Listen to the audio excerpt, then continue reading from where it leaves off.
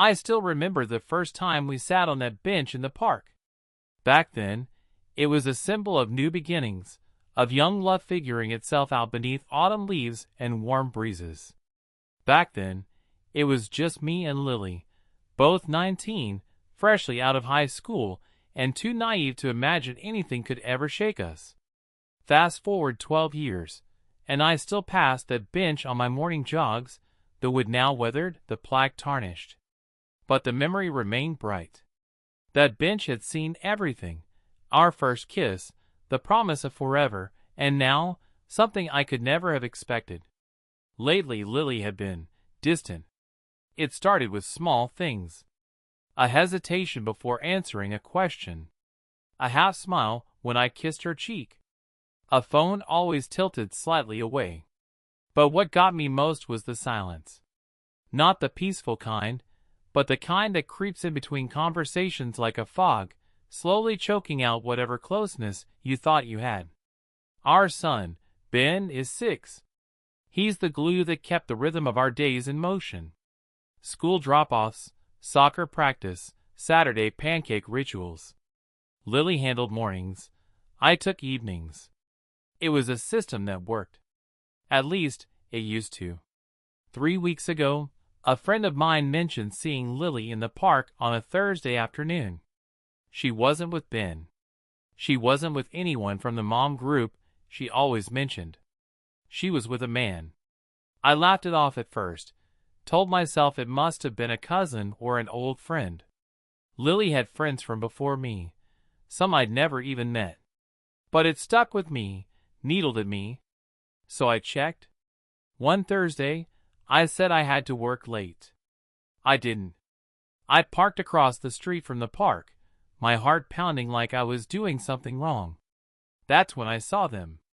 He was tall, tanned, with that easy kind of confidence that's built on years of knowing you're desirable. Lily looked, not like the woman I knew. She laughed, full belly laughs, the kind I hadn't heard in years. She touched his arm like it was the most natural thing in the world. He brushed a strand of hair behind her ear like he'd done it 100 times before. They were sitting on our bench. I don't remember driving home. I don't remember what excuse I gave when she asked about my day. I only remember sitting in my car in the driveway, fingers tied around the steering wheel, staring at the dashboard until the sun dipped below the trees. I told myself I needed more. One sighting, one innocent conversation. I couldn't tear apart our family over that. Maybe it was nothing. Maybe I misread it. Maybe. But that night, when she came to bed and curled up beside me, whispering, "I missed you today," I felt her words hit me like ash. Hollow. Charred remnants of something that used to be true. The next week, I confronted her. Not about the park. Not yet. I asked her if she was happy. She blinked, surprised, then nodded too quickly. I asked her if she still felt the same way about us. Her mouth opened, then closed. She said, "Things change, Jack. People change." I asked, "Are we changing, or are you changing?" She didn't answer. It was 2 days later when I finally cracked and did something I never thought I would. I looked through her phone. She was in the shower, and it was just sitting there on the nightstand like a loaded weapon. His name was Eric. I remembered him, barely. He had been in her high school yearbook photos, always with that crooked smile. He was back in town, apparently. Recently divorced. And according to the messages, very interested in picking up where they'd left off as teenagers. Their messages were layered. Not outright explicit, but laced with meaning. Memories of stolen glances in hallways, talks about what ifs, subtle jokes about how different life could have been. And then there was one that shattered something inside me. "Eric, that bench is still there, you know. Same spot. Waiting for us." Lily, "It's where it all started, huh? Maybe it's where everything changes again." The worst part wasn't that they met there. It was that she hadn't even told me the truth. that she was using our son's school hours, time I thought she spent running errands or grabbing coffee with friends, to revisit a version of herself that didn't include me. The following Thursday, I followed her. She left right after Ben's drop-off. Dressed casually, but not like usual. Not the frazzled mom look. Her makeup was subtle but polished. Hair done just enough to look effortless. I parked a few cars down. Watched her walk straight to the bench. He was already there, coffee in hand. He stood up, hugged her like she was oxygen. They sat close. Too close. Her hand found his. She rested her head on his shoulder. I watched from a distance, heart breaking one crack at a time. They weren't lovers, not yet. But they were everything but. And that was almost worse. When I got home, I sat on the couch, hands clenched, eyes burning. I didn't cry. Not then. I didn't shout or break things. I just sat there. I realized something important in that silence. I had already lost her. But I wasn't sure yet if I was ready to let her go. The next few days passed like I was moving through glue. Every sound was muffled. Every conversation felt like it was happening to someone else. Lily didn't notice. Or maybe she did, and was too tangled in her own guilt to say anything. We still had our routines. Breakfast with Ben, work, dinner at the table, but everything had a weight to it, a heaviness I couldn't shake. I started noticing little things more often. Her phone never left unattended anymore. The way she'd smile to herself when it buzzed, then clear her screen before I could catch a glimpse. The way she'd look out the window when she thought I wasn't watching, as if waiting for something, or someone, to come rescue her from her own life. That Sunday, I dropped Ben off at his cousin's birthday party. I didn't tell Lily I wasn't coming straight home. Instead, I went to the park. Not the one near our house. The other one, the one across town. The one with the trails, and the big hill, and that bench. Our bench. I sat on it, staring out at the patchy grass and the distant playground. I tried to remember what we'd talked about that first time we sat there, but the memories came back in fragments. A laugh. Her hand tugging at a loose thread on my hoodie. The way she leaned into me when the wind picked up. It had been real. Once. Jack? Her voice hit me like a car door slamming shut. I looked up, and there she was, standing a few feet away, arms crossed, eyes wide like she'd seen a ghost. She was dressed casually, sneakers, leggings, one of my old flannel shirts. Her hair was tied up, but strands had come loose and framed her face in a way that made her look younger. Vulnerable. "What are you doing here?" she asked. I could have asked her the same thing, but I didn't.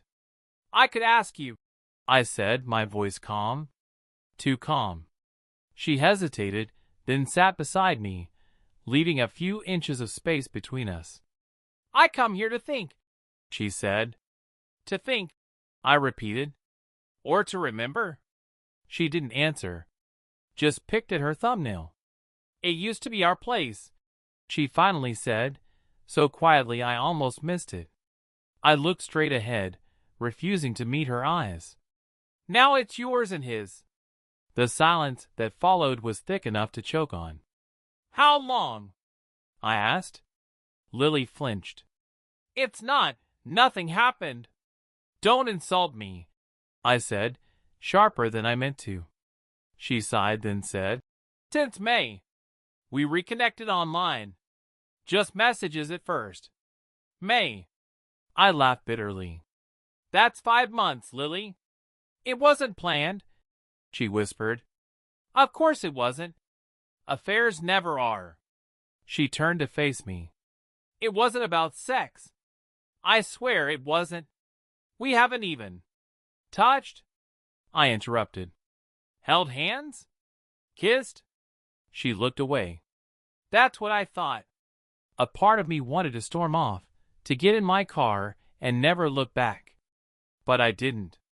Instead, I asked something I never thought I'd say out loud. "Do you love him?" She blinked, lips parting like the truth was already halfway out. "I don't know," she said finally. "I think I love the version of me I am when I'm with him." That hurt worse than anything else she could have said. "You mean the version without me?" I said. "No," she said quickly. "Just the version that isn't tired, that isn't worried about bills or packed lunches or whether Ben has a clean uniform for soccer. The version who doesn't feel like she's disappearing one chore at a time." I let the words settle. Then I asked the question that had haunted me since the day I saw them on this very bench. "Why didn't you talk to me?" She didn't hesitate this time. "Because I thought you were too tired, too distracted, too settled. And because I didn't think you'd listen." I turned to face her, finally meeting her eyes. "Try me." She stared at me, and I saw it there, the fear, the guilt, the ache. She opened her mouth, but no words came out. Just a trembling breath. "I miss us," she whispered. "Not just the couple. The friends. The team." I swallowed hard. "I miss us too. But I can't compete with a memory, Lily. I can't be the guy you think you used to love if you're still chasing who you used to be." She nodded slowly, tears beginning to gather in her eyes. "So where does that leave us?" I asked. Her voice cracked. "I don't know." We sat there for a while longer, the sounds of birds and distant laughter filling the spaces between us. When we finally stood up, we didn't touch, didn't say goodbye. She walked one way. I walked the other. That night, she came home late. Again. I didn't ask where she'd been. She didn't offer. I lay in bed, staring at the ceiling, wondering how much more distance could grow between two people who once promised to walk side by side. And all I could think about was that damn bench. The thing about distance in a marriage is that it doesn't explode, it dissolves. Quietly. Slowly. Like rain washing chalk from pavement, until you forget there was ever color there in the first place. After our talk at the park, Lily tried. At least on the surface. She asked about my day more often, made an effort to cook dinner instead of ordering in. She even surprised me with an afternoon picnic for just the two of us. We sat by the riverbank, ate chicken salad sandwiches, and pretended that the chasm between us was just a crack. But we both knew better. The shadows were still there. Her phone was still guarded. She still disappeared for hours with vague explanations. The way she kissed me, light, almost apologetic, felt more like an obligation than affection.